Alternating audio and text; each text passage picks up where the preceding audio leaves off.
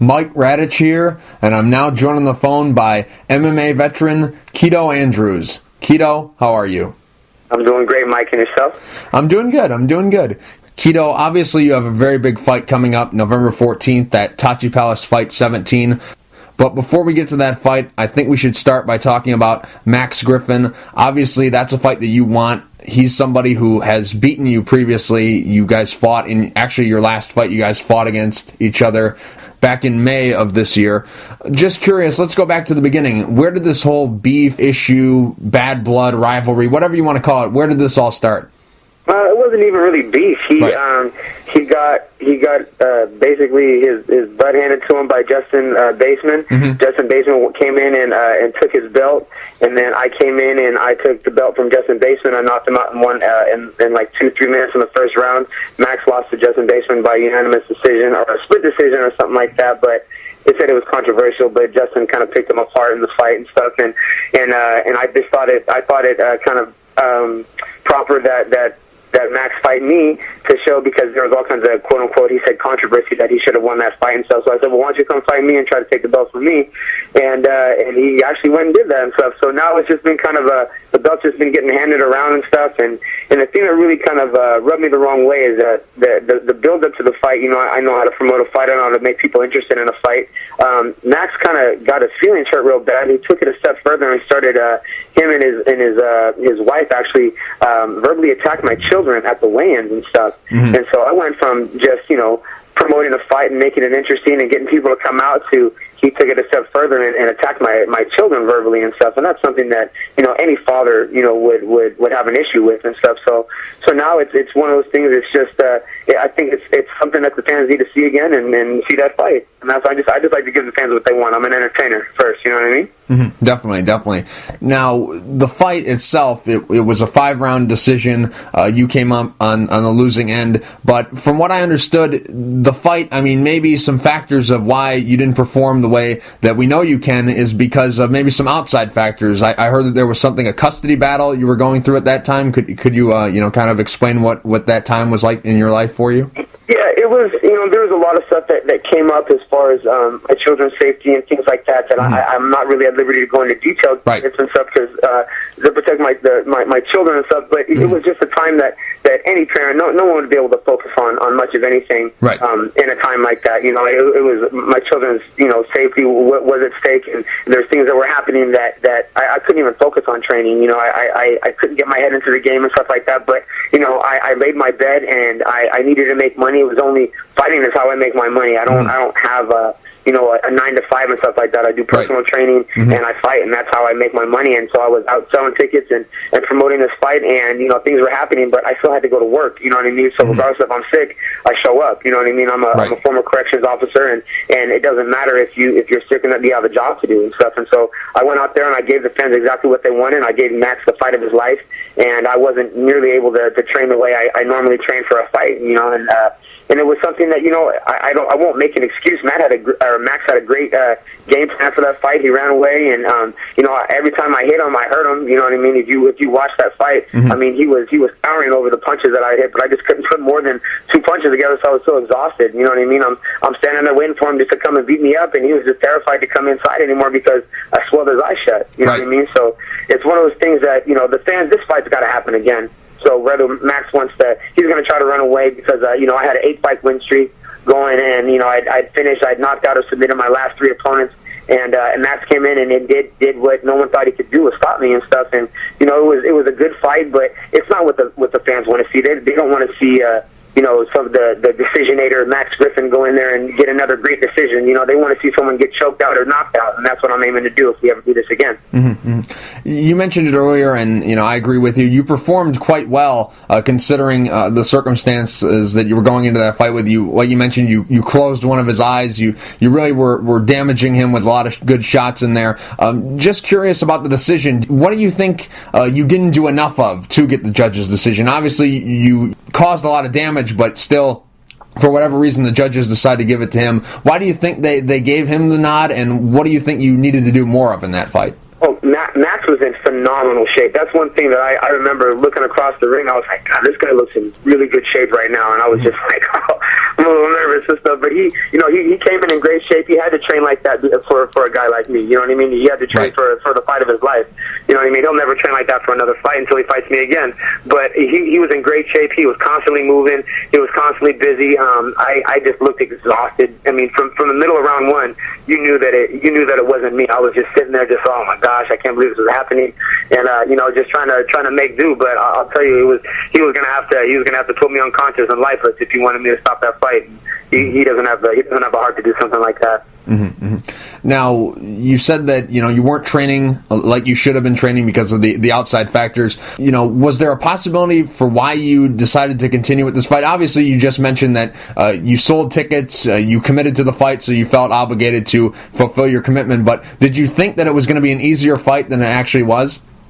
Yeah, it was one of those things that like I said, those selling those tickets. That's how I make my rent. You know what I mean? And I didn't have anybody else to help me make rent or anything like that at that time. So it's like there was no one else to take care of me but me. So it was go in there and take my shellacking like a man and do the best I could. But I still thought going in with 2 weeks that I could still knock him out. I don't think very highly of Max whatsoever. I still don't. For him to go 5 rounds with me when I had 2 weeks of training and stuff like that. I mean, and granted, the camp started with 6 weeks or 6 or 7 weeks of training and stuff like that. And I started training at the beginning, but you take 4 or 5 weeks off and stuff like that, then everything, you're back to zero. You know what I mean? So it's one of those things that I went into, and I told my coach, I said, I'm not pulling out of this fight, coach. I can't afford to give this money back to these people, and I'm pretty much, this is what I have to do. There was no ifs, ands, or buts about it. I had to do what I had to do to make sure I could take care of my children. You know what I mean? I have bills to pay and feed my kids. Mm-hmm. Now, after that fight, how long did you, kind of not dwell on the loss, but how long did you think about that loss? And was it something where right the minute you walked out of the cage is something that you wanted back, or did it take a couple weeks, maybe a couple times watching the fight to be like, you know what, if I would have done this differently and I would have had this kind of time and had more time to prepare and done something differently, then I could have performed better and actually won that fight? Did it kind of take a couple days, take a couple weeks to kind of get in your mind again, like, man, I really want this fight again? Or was it immediate, right when the fight was over, you're like, darn, I wish I could have another chance at this guy? No, I'll be honest with you. I really wasn't even thinking about fighting during the fight, to tell you the truth. Right. I didn't start thinking about fighting until about maybe 3-4 weeks ago, until I started, actually about 5 weeks ago, 6 weeks ago, until I just won my custody battle with my children, and I was able to kind of be emotionally at ease and stuff, because it was a very stressful situation, a very scary situation, knowing that my children's safety is at jeopardy and stuff. So I hadn't really looked at taking any fights or anything. I was just kind of making sure that I was mentally back where I needed to be, and my kids were safe and stuff. And they've since moved to a better school district, and I have them. Everything's good now. My kids are safe. They're in a better school district. I have more time to spend with them and stuff now. So as far as thinking about that fight, I finally watched it maybe 4 or 5 weeks ago for the first time and stuff, because I just wasn't thinking about it. My mind wasn't on fighting. It was on being a parent, being a father. Mm-hmm. How long of a break did you take from the training and the fighting and all that after that fight till now? Like, did you take some time off, or were you still, doing the whole custody battle and trying to get that squared away while doing training? Was there any time off that you took to worry about your family and everything over there? Yeah, well, after the fight and stuff, I was still I train all the time, because I have clients and stuff that I train in jiu-jitsu and boxing and stuff like that. Mm-hmm. But I'm always in the gym. I'm in the gym 6-7 days out of the week and stuff working. But it necessarily doesn't mean that I'm in fight mode training and trying to get better for another fight and stuff like that. But I'm always trying to hone on my skills and stuff. But I mean, mentally, it was probably about 2 months ago that I was able to start getting back into fight shape and working my way back, so I can start to take another fight and make some more money. Mm-hmm. Now, obviously, the Griffin fight is the fight that you want, but I'm just curious. One of your teammates, Andre Feely at Team Alpha Male, he was scheduled to fight Max Griffin at 170. Obviously he's a teammate of yours. You train in the same place that he does. When you heard that was going to be the fight that West Coast was going to put on, what were your thoughts about that one? Because obviously Feely is a 145er and Griffin's a 170 pounder, and they were going to fight at 170, so it's kind of an odd matchup. What were your thoughts when that was announced?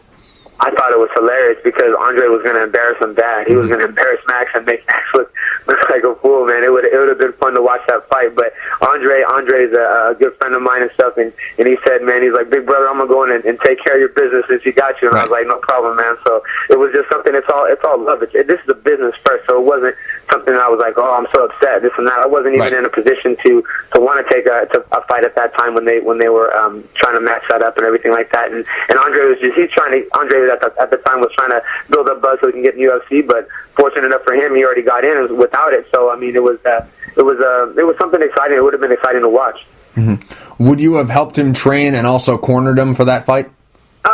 No, not so much. I don't feel when I haven't lost. That was the first time losing since my very first fight against Seth Brzezinski, who was a UFC veteran. Mm-hmm. But one thing that I about when people lose fights, they have bad juju on them. You know what I mean? They have to kind of.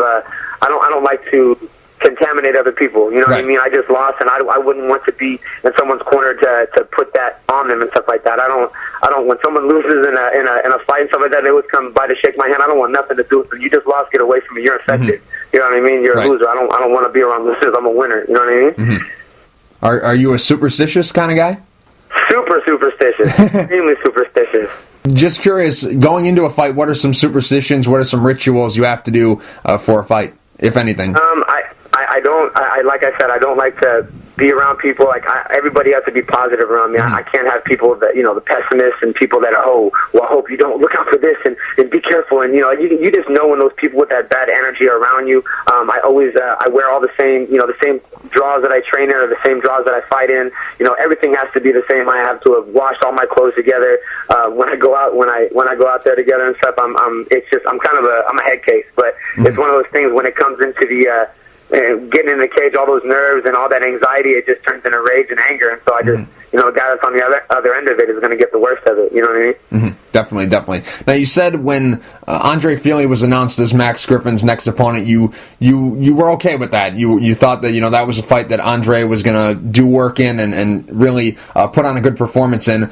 Just curious, when that fight fell through because Andre Fili moved down to the UFC, when Max Griffin was announced as Scott Smith's new opponent at 185 for the middleweight title for West Coast, just curious, what were your thoughts when they announced that he would be moving up to challenge Scott Smith? I called Brandon, the promoter, immediately and asked him, say, hey, can I fight Max? And he was like, well, Max is fighting 85, and we're having kind of an issue because I'm kind of tired of selling tickets for fights and stuff like that. I feel like I should be getting purses and stuff on with my record and just kind of coming up the way I am. I've been on The Ultimate Fighter. I've been to big shows. I've been to Utah and stuff like that. So I kind of thought it's time for me to kind of step out of that, selling tickets to get money, to get purses. So there's a bit of miscommunication between the promoter and I said, hey, if Scott Smith gets hurt, let me fill in. And so, unknown to me, I guess he did offer Max the fight, but Max's camp denied it or declined it and said they didn't want anything to do with me. They didn't want a rematch or anything like that. So it was one of those things that even with it, I put it out there, and then they just don't. He doesn't want anything to do with me. He knows that he got away lucky for something like that, and I'm a big name and stuff. So he knew what he had to do, and it's smart of him not to take another fight with me. It's very smart of him. Mm-hmm. But were you kind of, I don't know if it's disappointed or mad or upset or angry, or maybe it was just confused? Livid is the word I'm looking for. Livid. I was beside myself when I found out that they gave it to somebody else. I was like, what are you talking about? He's like, oh, well, you said you only wanted to fight at 70. I said, no, I'll fight Max at 200 pounds. I don't care. Just give me another fight with him. I don't care how big he is or how. Max just looks sloppy right now too. I see it in a couple pictures. One of my boys sent him to me and stuff, and his neck looks like a hot dog. The pack of hot dog buns on the back, or hot dogs on the back of his neck. It's ridiculous. You know what I mean? So, he thinks that being bigger and fatter is going to help him, but he's slow as molasses, and that would just slow him down. So it's something that, I'll fight Max at 70, 85, 90, whatever he needs, as long as we get another fight and put it on for the fans. Mm-hmm, mm-hmm. Now, one thing that I was kind of curious about and was kind of confused about was why they would, make Fernando Gonzalez his new opponent when Mark Matthews he was supposed to fight Scott Smith, and he's kind of the odd man out now. It would make sense if they would have him fight, and it should make sense now that since you're offering the fight, you want to fight Max Griffin again. It would make sense if they would put you and Griffin together, and then Gonzalez and Mark Matthews again, because Mark Matthews wants that Scott Smith. I mean, he's a runner, man. Yeah. Just like he did in my fight, he has to run away from me and stuff to avoid getting hit. He's a runner. I should buy him some track shoes and stuff when we fight again and stuff, because he just likes to run. I think he might be in the wrong sport. Mm-hmm. So you feel that the reason why he doesn't want to fight you is because he knows, the kind of power you bring, and he knows that it's going to be a very tough fight? Or do you think it's deeper than that? Maybe he doesn't want to, right now he's got a lot of momentum. Maybe if he fights against you and gets, maybe even if he wins the fight, let's say, he goes through that another 6 months where he'll be injured because, he gets busted up, and maybe if he does get a big call, he won't be ready for that. Is it something where he just doesn't want to fight you, or is it something where he doesn't want to run the risk of, if a big show comes in, he won't be ready? Yeah, I mean, it's very intelligent not to fight me again and stuff, because he knows the ramifications if he doesn't win, and he knows if he does, he's going to go right back to the slums again, where he's from. That's where he belongs and stuff. So it's a very smart business move on him to not take this fight, but we're entertainers, and regardless of what he thinks, we have this fight has to happen again. You know what I mean? Mm-hmm. The UFC loves a fight with build up, with controversy, with drama. You know what I mean? Mm-hmm. We have all that, and we have it on a local level. So if we can go out there and two local guys can fill up a stadium of 6,000, 7,000 people, and I'm selling 200, 300 tickets for a fight, I mean, just myself, I mean, it's something that has to happen. I don't understand why he doesn't want to make money. You know what I mean? Mm-hmm. I like making money, so that's why I'm in this. Mm-hmm.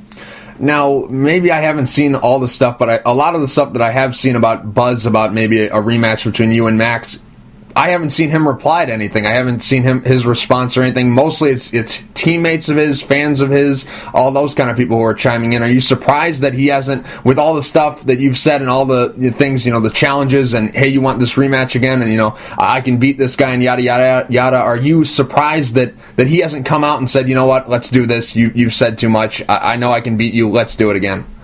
No, he knows. I mean, if you watch that fight and you break it down and stuff, Max put hands on me and stuff like that, but he never did any real damage. You know what I mean? Even when I think it was a couple times that I did get knocked down, it wasn't like I was knocked down and I was hurt, because if I was hurt, he would have jumped on me. He would have tried to pound me out, and it was one of those things. When I hit him, he crumbled. I heard him whimper when I punched him when I hit him with my right. When I hit him with my jab, he was jumping up in the air. You know what I mean? So he knows exactly what he has coming when he goes into it again. And he was terrified the first time. I had to pay him a percentage of my purse to fight me the first time, and he didn't want to do it. So after knowing what I could do to him, and I was on 2 weeks' notice, on 2 weeks training and stuff, he knows he'll get ripped up. Mm-hmm. He'll get totally ripped up. Mm-hmm. Just curious, why do you want this rematch with Max Griffin so badly? Is it because he beat you previously and you want to get some revenge on him? You want that loss back? Is it because you don't like him? Or is it because he took your belt and you want your belt back? What exactly is the reason why you want this rematch? I don't even want the belt, to tell you the truth. The belts don't mean anything to me. I have medals and trophies and stuff from track and high school and all that stuff. I have all my school records, and I have the county record and hurdles and stuff like that. I have medals that stay out in a plastic box out in my garage. I could care less about medals. I know what my capabilities are and what I am and stuff. Max needs those belts to make him feel good about himself. I don't need those. I've already been a superstar in high school and in college and stuff like that. So it's one of those things that he needs those belts. I just wanted to move forward in my career. I had a little blemish on it with him. My only loss was to Seth Brzezinski, who just fought last week and Fight for the Troops. That was my first fight in MMA, and I went 3 rounds with that guy. You know what I mean? To get triangle with 14 seconds left in the fight. So I'm a high caliber guy. You know what I mean? I really don't want this to look at that fight and go on it. And Max knows that he got away with one. And if he wants to run and be a coward the rest of his life, I'll find a way. Because if he ever makes it to the UFC, I'll tell Joe Silva I'll make so much controversy and stir up so much stuff that he's going to have to fight me again. So regardless of where Max goes, he's going to fight me again. He'll see me again. And if he drops to 55, I'll drop to 55. I don't care. Mm-hmm, mm-hmm. Well, moving forward, you're going to be fighting November 14th at Tachi Palace Fight 17. Just curious, how did this fight all come together? Because obviously, Rick Legier, he was going to fight, but he got injured and had to pull out, and so they came and found a replacement, and that replacement is you. So I'm just curious, when you found out Legier was injured, did you go to them? Did they come to you? How did the fight come together? Yeah, my manager Billy Olsen he's been doing great for me, man. He's been hitting the pavement and knocking on doors and trying to get me fights and stuff. And he knows the matchmaker and stuff. So they kind of been talking about something possibly a fight for me and Tachi at the beginning of next year and stuff. So it just that they kind of that guy fell out and stuff, and it was one of those things that they said, hey, would Kito be willing to take this? And I thought this is an opportunity that could put me right back into the the UFC spotlight and get them interested again and picking me back up. You know what I mean? So it's one of those things that I it's an opportunity I can't pass up. Nate Logren's a really tough opponent, incredible jiu-jitsu, great cardio and stuff, and it's just something that I'm really excited about this opportunity because this could catapult me right back into where I belong. Obviously, the Griffin fight, the Griffin rematch is the one that you want, but is this maybe the better situation for you to be in? Is this maybe the better fight for you to have? Because you look at the guys who have fought at Tachi Palace and won a title there, they've made that jump. That's kind of like the last piece of the puzzle to make it to the UFC. Guys like Ian McCall, John Alessio, Daryl Montague, Ulysses Gomez, all those guys. I can't even name how many guys have won the title there and then moved to the UFC. So is this kind of the better situation for you to be in?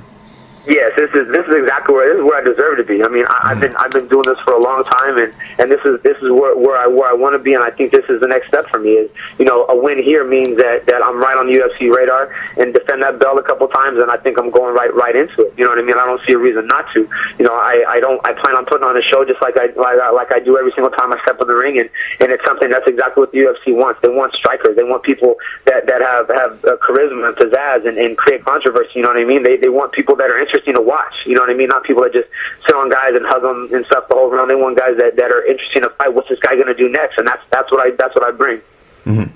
Obviously, your goal is to make it to the UFC, and this is your job. This is how you support your family. This is how you pay your bills. So, in this sport, if you want to get paid, you got to fight. And I'm sure if Tachi Palace would have come to you and said, "Hey, we want you to fight Nate Logren for 3 rounds, a non-title fight," you would have accepted the fight regardless. But since it is a 5-round title fight, how much of a bonus is it for you to be fighting for the belt? Yeah, it was really exciting that I get to fight for a title. It's such an honor to get to be able to fight for such a reputable belt, and such a high ranked promotion and stuff. I mean, it's going to be streamed live on SureDog and SureDog.com. So right. It's just something it's just a stage that I feel I belong in. I don't train to be mediocre. I don't train to be in local shows the rest of my life. I'm training to be at the top. You know what I mean? My vision is to be in the UFC and to fight for a UFC title one day. I'm not doing this just to hope to get there and just I made it to UFC, wonderful. No, I want to go to the top. I don't do this. I haven't sacrificed, the last 8 years of my life just to maybe just get a UFC contract. I want to make some money. I want to make a splash in the UFC. I want to, give it my all. You know what I mean? You took this fight on short notice. I'm just curious, what did training look like for you? Because obviously you haven't had that much time to prepare. You haven't had a full camp to prepare for this fight. So has training just basically consisted of getting your weight right and blowing out your lungs, making sure your cardio is top-notch? What exactly has training looked like for you? Well, it was a lot of just me kind of getting my head back and feeling what it's like to be back in the gym and get back into it. I had a couple of my buddies were fighting. My boy DJ Robertson, he just had a great fight. He knocked out a kid in about 53 seconds, and I was helping him get ready for his fight.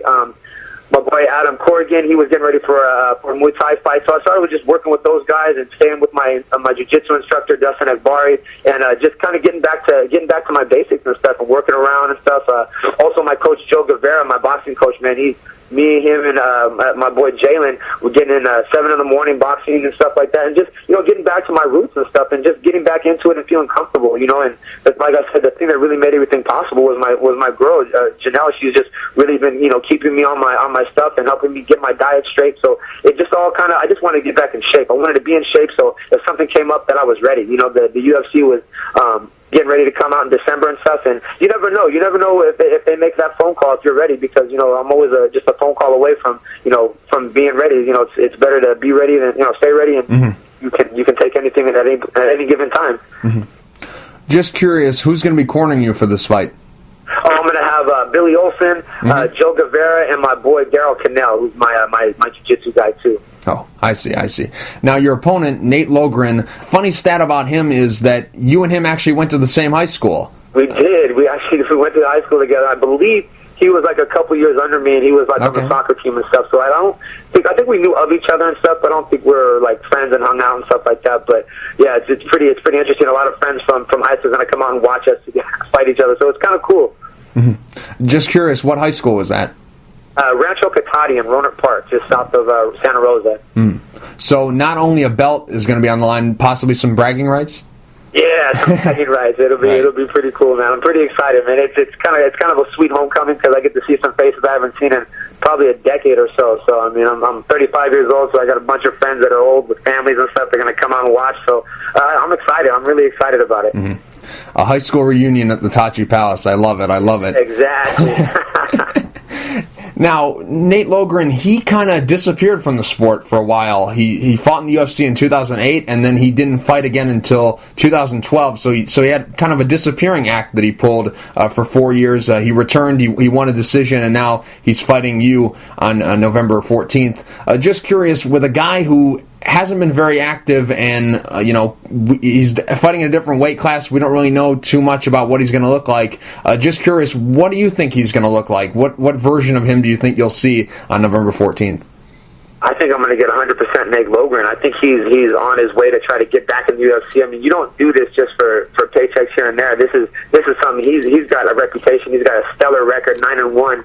And, it's one of those things that I think he's coming in to try to make his final run for the UFC. This is one of those things that, it's hard to walk away from this sport, not put it in your all. You know what I mean? I got injured maybe 2 years ago, and I had a bad eye injury and stuff, and I tried to walk away from it and, be it fate. You just can't do it. It's hard, especially when you know what your potential is. So I think Nate's going to be thirsty and ready to go. I think he's going to be looking to get right back into the UFC, and I think he thinks that getting through me is going to be get him one step closer.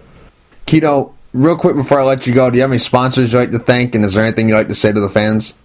I would. I want to thank all my fans for, just know if you guys come out and watch your boy Kito fight, I'm going to put on a show, win, lose, or draw. And I want to give a big shout out to Jose Borrego Law Firm and Connections for always taking care of me and stuff like that, and the Team Alpha Male and the whole Silverback squad and stuff down there. Thank you, everybody, man. I'm here to put on a show. I'm an entertainer first, and I'm a father first and entertainer second, man. So you come out to any of my fights, you tune in online, man, you're going to get a show, I promise. Kito, thank you for taking the time to talk. I really appreciate it. Good luck November 14th at Tachi Palace Fights 17 against Nate Logren. Mike, thank you so much for your time. Without people like you, man, we don't have a voice, man. So thank you so much for taking the time out of your day to do this.